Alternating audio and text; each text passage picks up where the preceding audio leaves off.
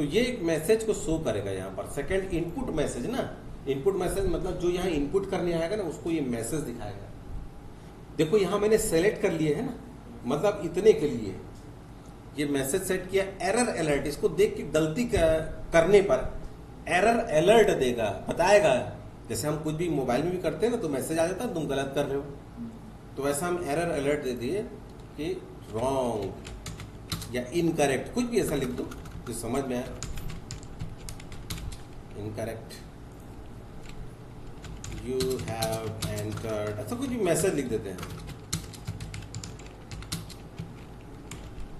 Wrong value, ऐसा कुछ भी आपने गलत वैल्यू डाल दी है, ऐसा कुछ भी है ना, ये लिख दिए। और देखो क्या करेगा, स्टॉप करेगा। ये वाला क्या वार्निंग, खाली वार्निंग देगा, अपन स्टॉप के लिए कर दिए कि आपने गलत डाला है। ओके, 3 चीज सेट कर दिया। देखिए तीनों चीज हमने सेट कर दिया। एक सेटिंग, मैसेज, इसको देख के मैसेज करेगा, एंटर करेगा, और उसके बाद भी गलती करेगा तो फिर रोकेगा और फिर मैसेज देगा।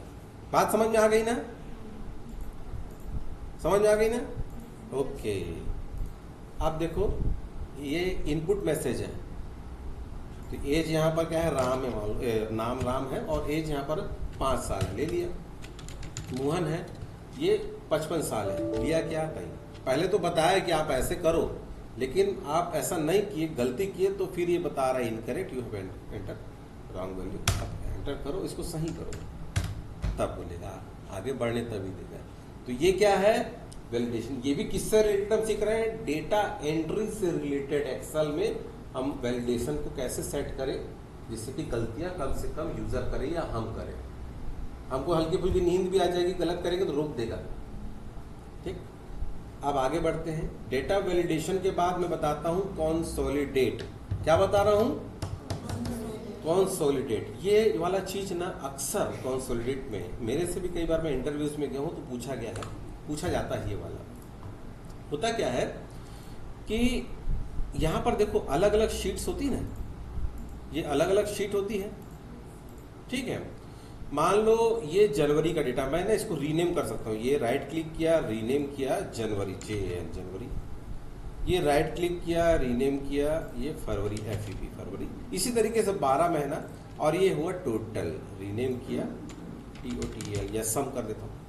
मतलब ये जनवरी का डेटा है जिसका अमाउंट टोटल कितना आ रहा था, बाय टोटल कितना आ रहा है वो मैं यहाँ से दे देता हूँ, ये हुआ सिग्मा साइन।